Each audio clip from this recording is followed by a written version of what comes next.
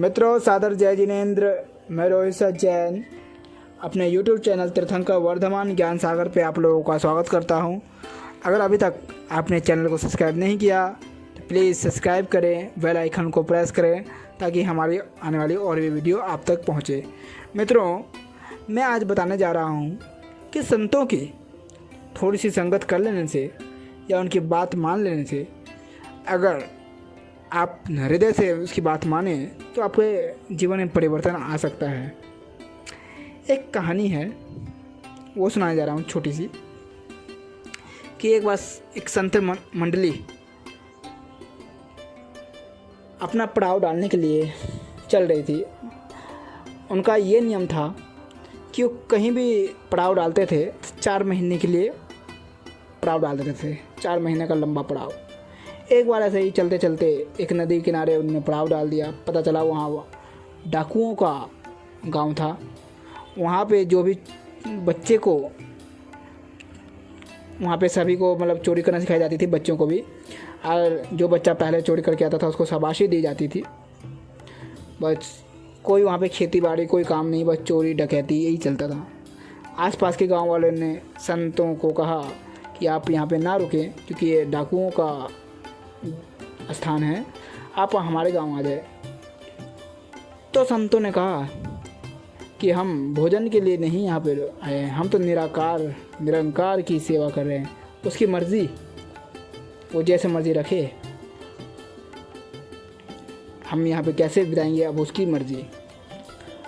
तो आसपास के गांव वाले सेवा करने लगे क्योंकि वो गांव वाले तो करते नहीं, डाकू थे। धीरे धीरे तंबू बम्बू करने लग गए। एक छावनी सी बन गई। ऐसा लगता था कि उस नदी किनारे साधु संत की मंडली के पास एक गांव बस गया। डाकुओं के सरदार और डाकुओं के बीच में ये मंत्रणा होती थी कि ये कैसे लोग हैं, इनके पास कोई नहीं जाएगा। सुना है कि अगर कोई शराब पीता है और वहाँ पे चल जाता है तो शराब छोड़ देता है। उतने में किसी ने कहा कि कल ही कोई व्यक्ति वहाँ पे गया, वो मांस खाता था और उसने आगे कहा कि अब मैं मांस नहीं खाऊंगा, इनकी बात नहीं सुनना, इनके पास हम नहीं जाएंगी। 4 महीना का जो समय था, 4 महीने पूरे होने लगे। तब डाकू के सरदार ने कहा कि हमें तो वैसे भी कोई सही नज़र से नहीं देखता, कोई सही दृष्टि से नहीं देखता, और ऊपर से हमने इन साधु संतों की उतनी सेवा भी नहीं की, आसपास के लोगों ने किया। अब ये जो जा रहे हैं तो अंतिम दिन में हम सेवा कर लेते हैं, बस इनका सामान उठा के एक गांव से दूसरे गांव में पहुंचा देते हैं। हमें कोई प्रवचन वगैरह सुनना तो है नहीं। तो गए, लेकिन उससे पहले डाकू लोग मना करने लगे कि आप उनकी बात मान मत लेना, सुन मत लेना। तो नहीं, कोई नहीं, बात उनकी सुनी जाएगी, सामान ही तो उधर उधर करना है। तो कुछ सरदार के जो खास बंदे थे वो लेके गया सरदार। तो आया संतों के पास सेवा करने के लिए। संतों ने पूछा कि तुम लोग कौन हो भाई? तो उन्होंने कहा कि हम सरदार हैं डाकुओं के। क्या काम करते हो? तो उन्होंने बताया कि डाका कर डालते हैं, चोरी करते हैं, यही हमारा काम है। थोड़ी दूर चलते रहे। डाकुओं के सरदार ने कहा कि कोई हमें प्रवचन मत देना, हम प्रवचन सुनने के लिए नहीं आए हैं। संत ने कहा ठीक है, हम प्रवचन नहीं देंगे, चलते रहो।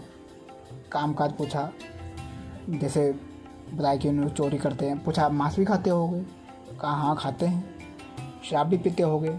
कहा डाकू ने हाँ पीते हैं। संतों ने कहा बस एक बात हमारी मान लो कि किसी गरीब के घर में चोरी मत करना। डाकू हंसने लगे कि गरीबों के यहाँ कौन चोरी करता है, हम तो डाका ही अमीरों के घर में डालते हैं।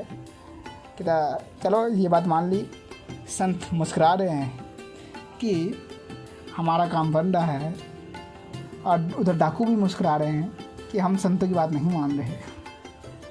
संत ने कहा कि बस किसी जानवर का मांस खाना छोड़ दो। तो डाकू ने कहा ठीक है, हम कौवे का मांस नहीं खाएंगे। डाकू फिर बाद में हंसता है, कहता है कौवा कौन खाता है, हम तो बस आपका जो मान है वो रख रहे हैं। साधु ने कहा चलो अच्छा है, कम से कम मेरी बात मानते रहे हो। फिर साधु ने कहा कि किसी घर का अगर नमक खाओ, जिस घर का भी, तो उसके घर में चोरी मत करना। ठीक है, ये भी बात मान ली।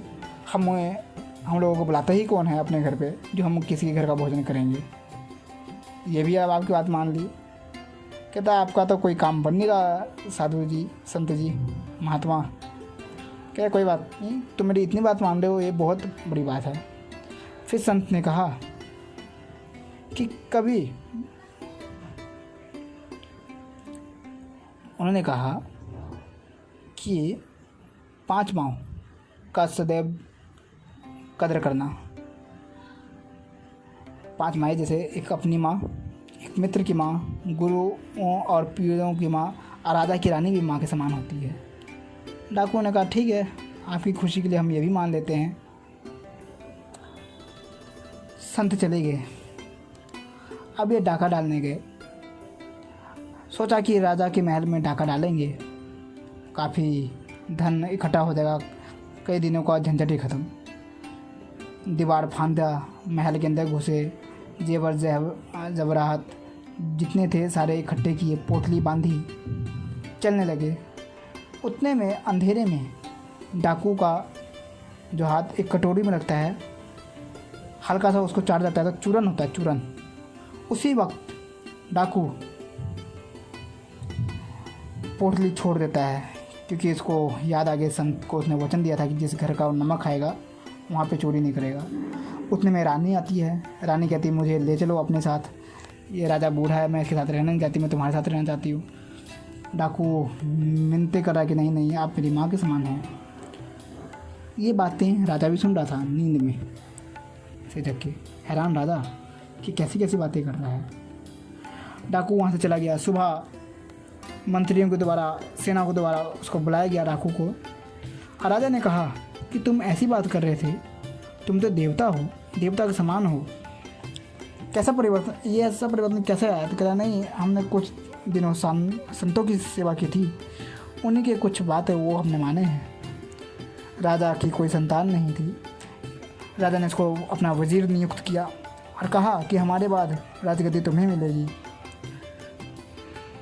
अब राजा के बाद जब वो राजगद्दी संभाला तो उसने बहुत विकास किए। कहते झोपड़ियों की जगह आलीशान घर बना दिए। कई दिनों बाद वो संतों की मंडली का फिर से आती है, देख के हैरान कि इतना कैसे सब कुछ तरक्की पे है। पूछा तो बताया कि आपने डाकुओं को, सरदार को जो वचन कहे थे वो मान रहा है। सरदार के बारे में पूछा गया तो बताया कि अब वो राजगद्दी संभाल रहा है, अब वो मरने वाला है। चिकित्सक ने कहा है कि कौवे के मांस से ही जान बच सकती है, और वो बोला मैं कौवे का मांस खा नहीं सकता क्योंकि मैंने संतों को वचन दिया है। देखिए, ये कहानी सच्ची है या झूठी, इसका कोई पता नहीं कि ये कह नहीं सकता, क्योंकि इसका कोई प्रमाण भी नहीं मिलता। लेकिन इतनी बात तो मान सकते हैं कि अगर हम संतों की संगत कर लें, संतों की बात मान ले, जो हमें रास्ते बताए जाते हैं कि जिससे उच्च अवस्था को प्राप्त की जा सकती है, तो हम कितने सफल हो सकते हैं। डाकू ने बात मान ली, ईमान का पक्का। और देखो, वो राजा ही बन गया डाकू से, गलत काम छोड़ दिए। संत जानते हैं कि कैसे सुधारना है। संतों ने उसको ये नहीं कहा कि भैया मांस खाना छोड़ दे या चोरी करना छोड़ दे। कुछ कुछ बातें उसने कही संतों ने। उन्होंने ये भी कहा था कि भाई चोरी एक दिन मत करना। डाकुओं को कहा कि बस एकादशी का दिन रख लो कि उस दिन चोरी मत करना। ऐसी ऐसी बातें कही।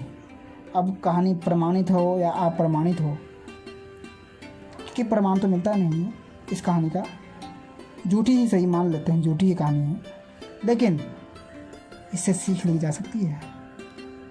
महापुरुषों का ये कहना था कि नाम हृदय में बस जाए, अच्छे कर्म आ जाए तो व्यक्ति सफल हो जाए। हमें महापुरुषों संतों की संगत करनी चाहिए, उनके विचार को फॉलो करना चाहिए। धन्यवाद वीडियो देखने के लिए। जय जवान।